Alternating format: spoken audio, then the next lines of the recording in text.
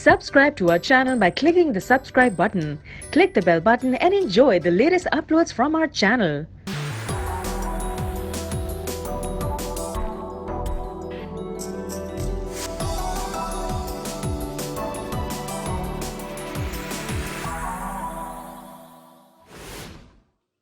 DW के show सवाल के साथ मैं हूं बीनेश जावेद। हवाई जहाज को अगर किसी हादसे का सामना करना पड़े तो नतीजा बड़े नुकसान की सूरत में निकलता है। कई अफराद और कंपनियां इस बात को यकीनी बनाती हैं कि जहाज तकनीकी एतबार से फजा में उड़ने के लिए बिल्कुल दुरुस्त हालत में हो। किसी हवाई जहाज की ओवरहॉलिंग कब लाजमी हो जाती है, बताएंगे आपको आज के शो में। इसके अलावा सवाल में आज जर्मनी में मोटापा कंट्रोल करने का एक खास प्रोग्राम, पानी के निजाम को बेहतर बनाने वाली सदियों पुरानी तहजीब, और अब जर्मन शहरियों का रुझान बढ़ रहा है सादा जिंदगी गुजारने की जानिब। हवाई जहाज मुसाफिर परवाजों के लिए इस्तेमाल होते हों या कार्गो के लिए, इनका महफूज होना इंतहाई जरूरी होता है। सलामती की इस जमानत में तैयारों की तकनीकी देखभाल इंतहाई अहम किरदार अदा करती है। महारत रखने वाले अफराद इस बात को यकीनी बनाते हैं कि हवाई जहाज को कोई नुकसान ना पहुंचे। हवाई जहाज़ों के जरिए दुनिया के सभी बर्रे-आज़मों में मुसाफिर भी पहुंचाए जाते हैं और माल बर्दारी भी की जाती है। इस नक्लो हमल को यकीनी बनाने में हवाई जहाज़ों का तफसीली तकनीकी मुआयना इंतहाई अहम होता है।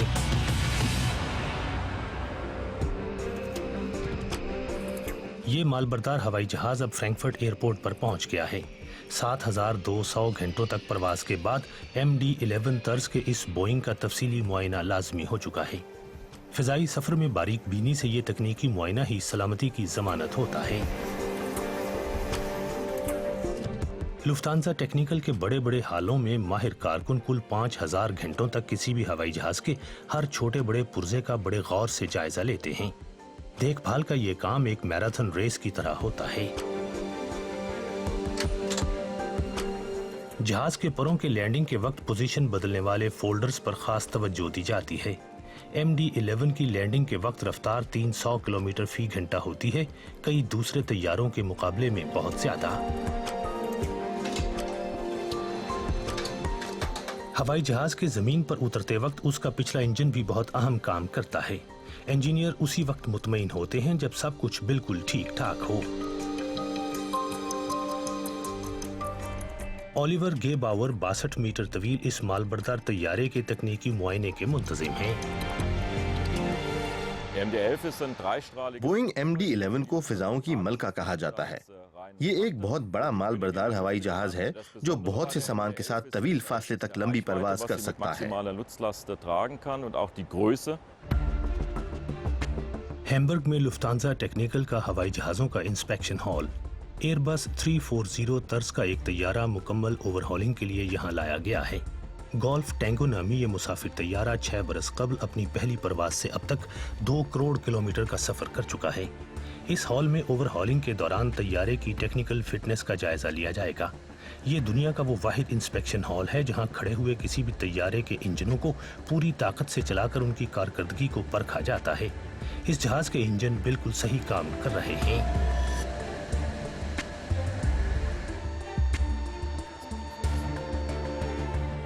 जहाज के पेट्रोल टैंक के मुआयने के दौरान तकनीकी अमले को एक दरार का पता चला है जिसकी फौरी मरम्मत लाजमी है।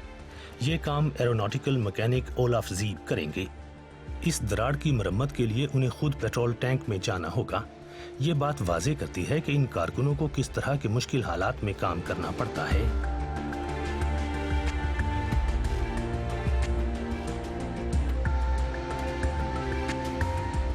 जहां बिलमूम टनों के हिसाब से ईंधन होता है, वहां काम करते हुए मैकेनिकों को इंतहाई मोहतात रहना पड़ता है। खाली होने के बावजूद इस टैंक में पेट्रोल के बुखारात अभी तक मौजूद हैं, जिनकी वजह से कोई धमाका भी हो सकता है।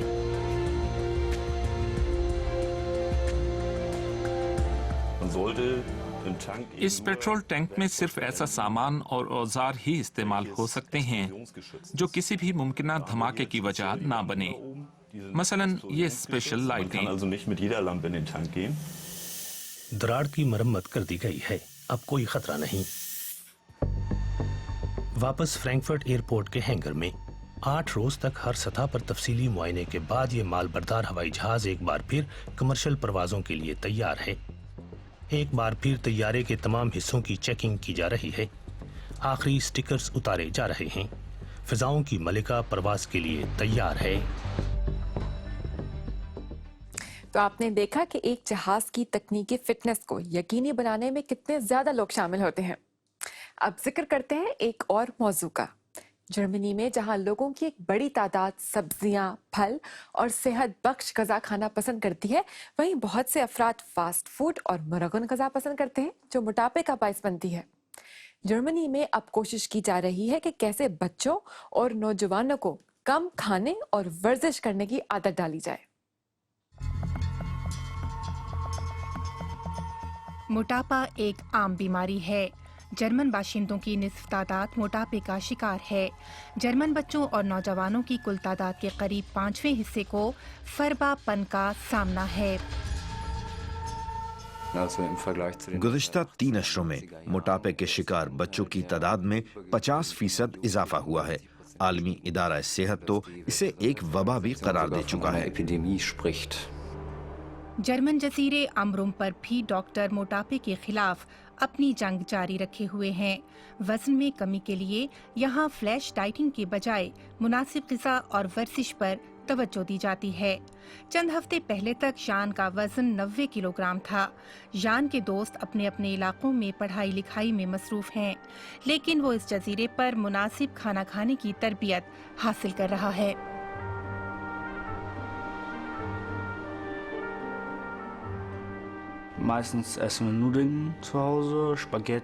घर में हम ज्यादातर नूडल्स ही खाते थे और खाते भी बहुत ज्यादा मिकदार में थे। सब कुछ बहुत थोड़े वक्त में हुआ और फिर मुझे पता चला कि मेरा वजन तो बहुत ज्यादा हो चुका है। 17 साला जान अब भी खाना देखते ही खुश हो जाता है, लेकिन अब वो अपनी भूख को कंट्रोल करना सीख चुका है। पहले 3 दिन तो मुझे हर वक्त शदीद भूख लगती थी, लेकिन फिर मुझे इसकी आदत सी होने लगी क्योंकि मेरा मैदा कुछ छोटा हो गया था और इसमें ज्यादा खुराक की गुंजाइश भी नहीं थी। खाने की तरबियत और वो भी माहिरीन की निगरानी में। थोड़ा सा सूप एक छोटे चम्मच के साथ। जान को परेशानी के वक्त और बार बार खाना ना खाने की तरबियत की जरूरत है। हम चाहते हैं कि यहाँ हासिल करदा तरबियत को बच्चे अपनी रोजमर्रा जिंदगी में इस्तेमाल करें। बच्चों को खुद ये फैसला करने की तरबियत दी जानी चाहिए कि वो क्या खाएंगे। इनको न तो ये महसूस हो कि इनका पेट बहुत भर गया है और न ही ये एहसास होना चाहिए कि भूख अभी बाकी है। जान को अब मालूम है कि उसे खाना कितनी मिकदार में खाना है। 1 मुट्ठी के बराबर गोश्त और 1 ही मुट्ठी के बराबर सब्जियां। 1 मुट्ठी के बराबर खाने का उसूल वो अपने घर में भी अपनाना चाहता है ताकि उसका वजन दोबारा ना बढ़े।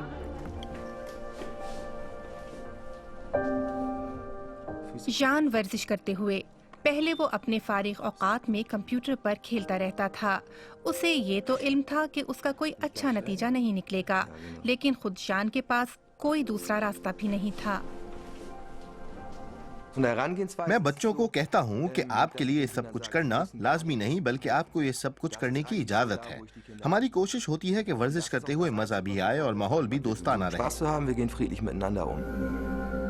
जान अब दिन में 3 मरतबा वर्जिश करता है और ये आदत उसकी नई जिंदगी का हिस्सा बन चुकी है। मुझे अब ज्यादा वर्जिश करने की जरूरत है। मैं पहले भी ऐसा करना चाहता था, लेकिन स्कूल में सख्त दिन गुजारने के बाद मेरे लिए वर्जिश करना मुश्किल था। मैं काफी सुस्त भी था। अमरुम के जजीरे पर जान का ये आखिरी दिन है। उसे इल्म है कि घर पर दिल लुभाने वाली खाने की कई मजेदार चीजें होंगी, लेकिन वो पुरआज़्म है। एक हफ्ते में बहुत काम करना पड़ता है।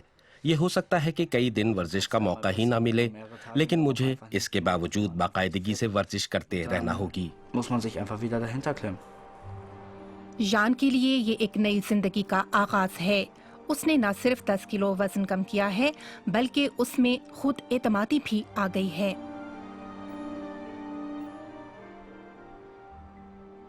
یقینی طور پر متوازن غذا اور ورزش کی عادت انسانی صحت کے لیے بھی اچھی ہے اور موٹاپے سے بھی دور رکھتی ہے۔ اب وقت ہے ایک بریک کا، جس کے بعد لے چلیں گے آپ کو لاطینی امریکی ملک پیرو اور بتائیں گے کہ کیسے وہاں آلودہ پانی کو صاف کرنے کے لیے کون سی تکنیک اپنائی جا رہی ہے۔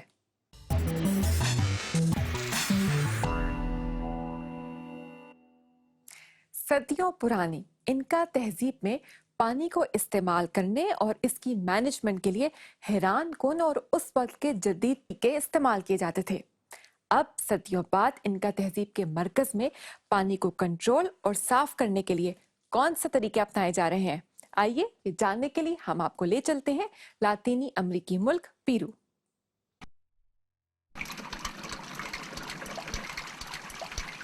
پہاڑوں سے بہتا ہوا یہ پانی چھوٹی نالیوں سے ہوتا ہوا باغ تک پہنچ رہا ہے۔ یہ ٹیپون کے کھنڈرات ہیں۔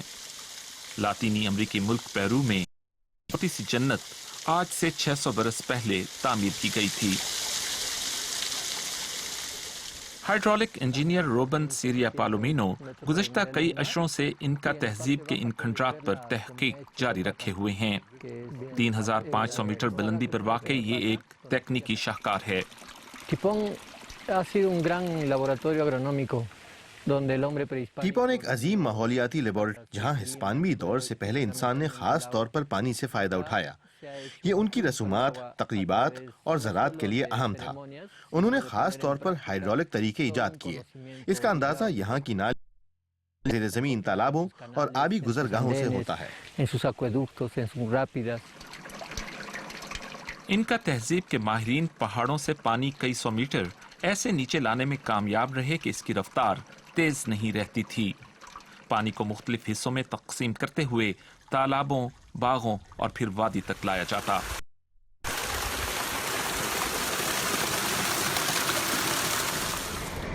ہسپانوی باشندوں کے آنے سے پہلے کوسکو شہر انکا تہذیب کا دارالحکومت ہوتا تھا۔ اب سالانہ 20 لاکھ سیاح اس شہر میں آتے ہیں۔ اس کی آبادی اب 4.5 لاکھ نفوس تک پہنچ چکی ہے، لیکن یہ جگہ جادوئی کشش رکھتی ہے۔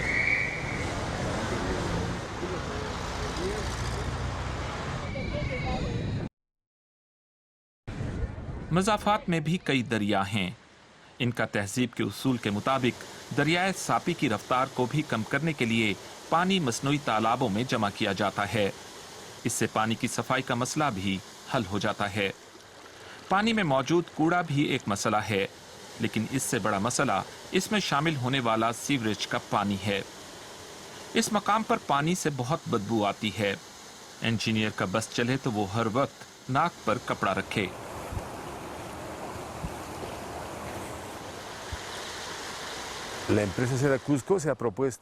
ہمارا مقصد کوسکو کے پانی کو صاف کرنا ہے، اور ایسا ہم دریائے ساپی میں بھی کر رہے ہیں۔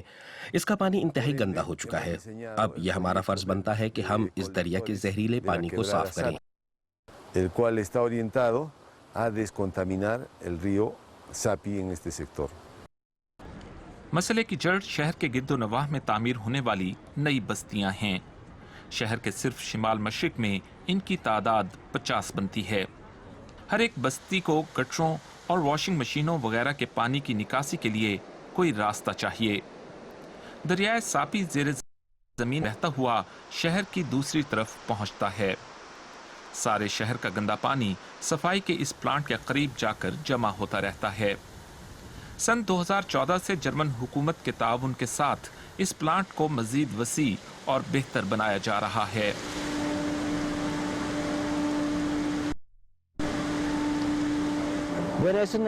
پیرو کے جدید ترین پلانٹ پر کام کرنا میرے لیے فخر کی بات ہے۔ یہ ایک چیلنج بھی ہے۔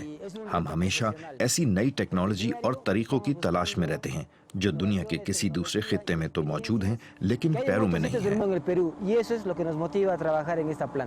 پیرو میں زیادہ تر آلودہ پانی بغیر فلٹر کیے ہی جھیلوں، دریاؤں اور پھر سمندر تک پہنچ جاتا ہے۔ یہ پانی نہ صرف حفظان صحت کے مسائل پیدا کر رہا ہے بلکہ قدرتی ماحول کے لیے بھی خطرہ ہے۔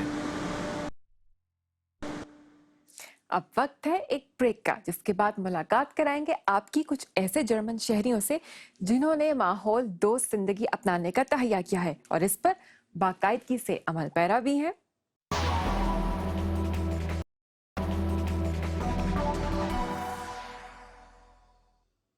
سادہ اور ماحول دوست زندگی گزارنا اب جرمنی میں ایک رواج کے طور پر ابھر رہا ہے۔ ایسے افراد ہیں جو جدید الیکٹرانک اشیاء پر پیسہ خرچ کرنا نہیں چاہتے، خرچ کرنا وقت اور پیسوں کا ضیاع سمجھتے ہیں۔ یہ لوگ سادگی کو اپنی زندگی کا اہم ترین حصہ بنانا چاہ رہے ہیں۔ ایسے ماحول دوست کارکنوں کے بارے میں دیکھیے یہ رپورٹ۔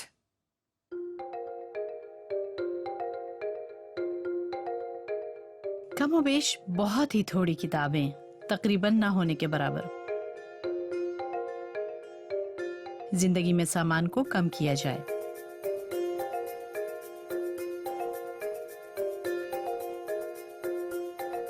میمی نے تقریباً 2 سال قبل اپنی زندگی بدلنے کا فیصلہ کیا۔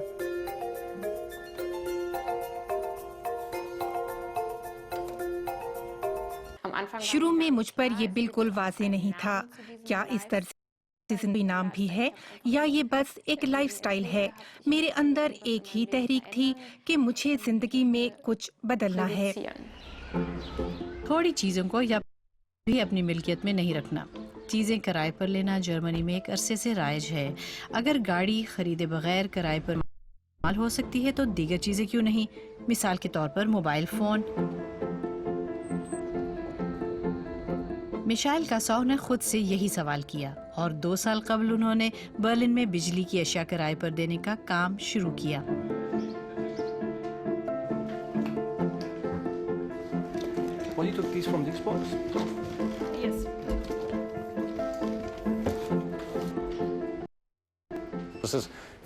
صارفین کے لیے ان مصنوعات کا استعمال زیادہ مؤثر ہے۔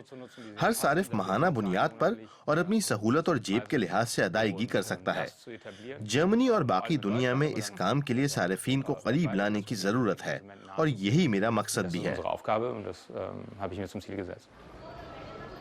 گروفر سے خریدار مارکیٹ کی ہر نئی اور بہترین چیز چاہتے ہیں۔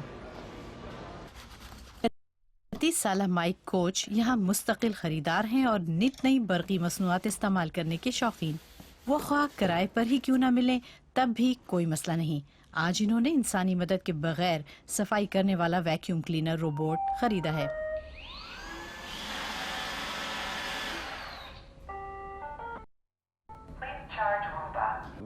ٹیکنالوجی کی رفتار اتنی تیز ہے کہ روز نئی چیز خریدنا ممکن نہیں۔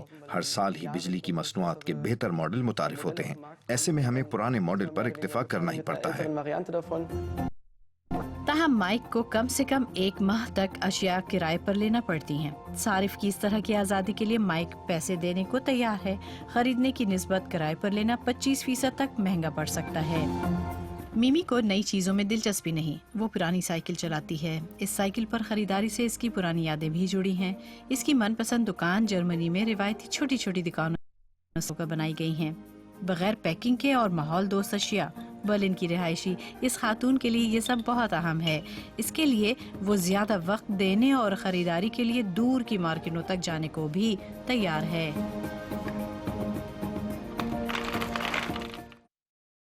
تو کیسا لگا آپ کو آج کا شو؟ کون سی رپورٹ لگی آپ کو سب سے زیادہ دلچسپ؟ ضرور بتائیں #سوال کے ساتھ ہمارے فیس بک پیج اور ٹویٹر اکاؤنٹ پر۔ سوال میں شامل رپورٹس دیکھنے کے لیے آپ وزٹ کر سکتے ہیں سوال کا خصوصی پیج ہماری ویب سائٹ dw.com/urdu پر۔ ہمیں اجازت، آئندہ ہفتے پھر حاضر ہوں گے سائنس کی دنیا کی حیرت انگیز رپورٹس کے ساتھ۔ تب تک کے لیے خود